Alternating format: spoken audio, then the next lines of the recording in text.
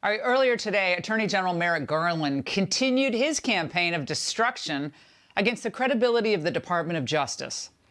Just 3 days after former President Trump announced he would run again for president in 2024, Garland announced the appointment of a special counsel, another one, to oversee investigations into the former president. The Department of Justice has long recognized that in certain extraordinary cases, it is in the public interest to appoint a special prosecutor to independently manage an investigation and prosecution. Based on recent developments, including the former president's announcement that he is a candidate for president in the next election, and the sitting president's stated intention to be a candidate as well, I have concluded that it is in the public interest to appoint a special counsel. Does anyone actually believe that this is all in the public interest? Well, the special counsel is a prosecutor, former prosecutor known as John L. or Jack Smith. He began his prosecutorial career in 1994 as an assistant district attorney with the New York County DA's office before becoming assistant U.S. attorney for the Eastern District of New York back in 1999. And then from 2008 to 2010, he served with the International Criminal Court, where he supervised all war crimes investigations conducted by the Office of the Prosecutor. And then he returned to the DOJ as chief of their Public Integrity Section.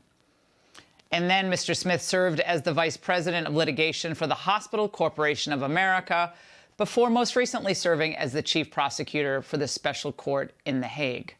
Here now, Matt Whitaker, former Trump acting attorney general, and Mike Davis, president of the Article 3 Project and former clerk for Justice Neil Gorsuch. Matt, let's start with you. Now, Garland said that Trump's announcement and Biden's, professed likely run in 2024 were factors in his decision to name a special counsel. Was that required by Trump's announcement on Tuesday, or somehow triggered this decision justifiably? I don't think so, Laura. It's good to be with you tonight. I think, here we go again. I mean, this is the left's favorite tool, is to appoint a special counsel and then let the media breathlessly report on every twist and turn of a special counsel, giving it some imprimatur of, even super legitimacy. Like Merrick Garland misstated a very important fact, and that is that this special counsel is not independent from the Department of Justice. This special counsel is going to not only use all the resources of the Department of Justice and the FBI, but also report directly to Merrick Garland. So really, this is a way for Merrick Garland to solely control the fate of Donald Trump's legal cases, and I think it is probably the most partisan move he's made to date. Well, Mike, when asked about the news today, a White House official told Fox that the DOJ makes decisions about its criminal investigations independently, and we are not involved. But, Mike, we remember that story that leaked to the media this past spring, where Biden was quoted by sources as having said inside the White House that he was frustrated with Garland, that Garland was acting more like a judge than a prosecutor. And somehow that made its way into the newspapers. And suddenly we're not supposed to believe that that has any impact on Garland? Now that Biden is himself independent here?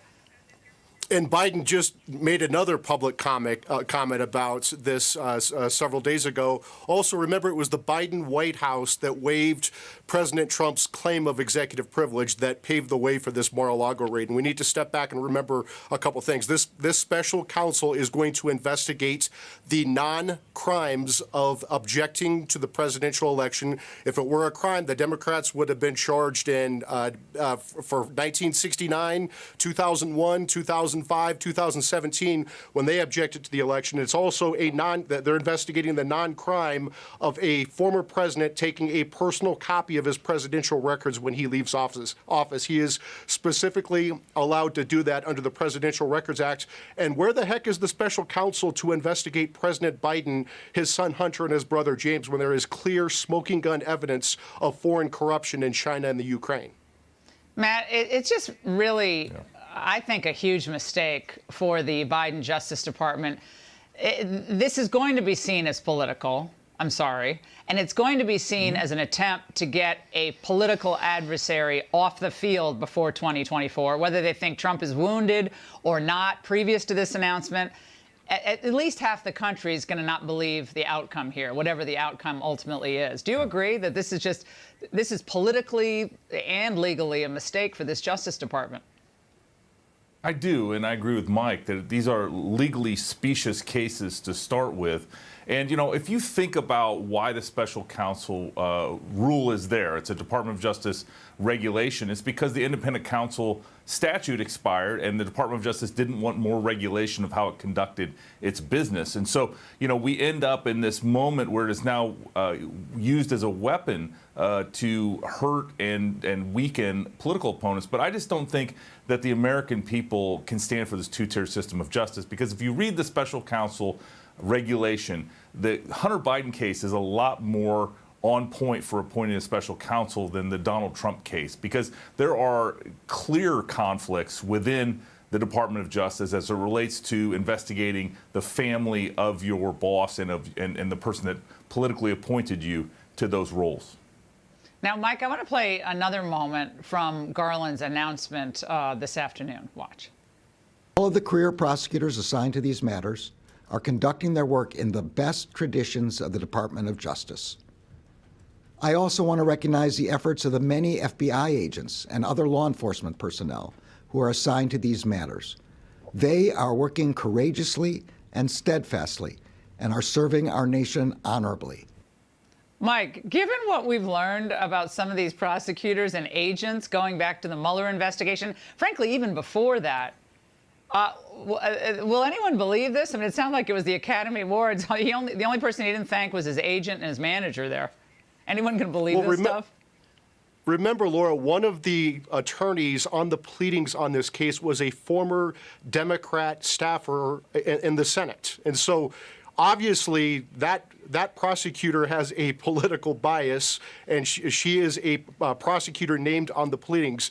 This is the same Justice Department that went to a biased magistrate judge, Bruce Reinhart, who had just recused from President Trump's civil lawsuit against Hillary Clinton 6 weeks prior because of that magistrate judge's clear bias based upon his Facebook post. And they went back to this judge 6 weeks later and got this unprecedented, unnecessary, unlawful home raid on a former president to go get records back to which they were not entitled, because the president has the absolute right to these records under the Presidential Records Act. This has stunk from day one, and it's been politicized and weaponized against President Trump since day one. And we all have to remember that the special counsel's office, essentially, with very few limitations, has an unlimited budget. Correct, Mike? I mean, very quickly, that they can spend tens of millions of dollars on this, and just like they did last time with Mueller. Just like the Mueller probe, maybe they can hire Andrew Weissman again, the partisan hack, to be the top lawyer on the probe for this probe. I mean, Garland said that this special counsel is essentially going to have an unlimited budget. I would say to President Biden, if you want to ensure President Trump gets back into the White House, indict him. I think House Republicans should say, we're not funding this investigation. We're not going to be part of this. We're not going to turn our country upside down for this specious investigation. That's what they should do. But Matt and Mike, great to see you both tonight. Thank you. Hey, Sean Hannity here. Hey, click here to subscribe to Fox News YouTube page and catch our hottest interviews and most compelling analysis. You will not get it anywhere else.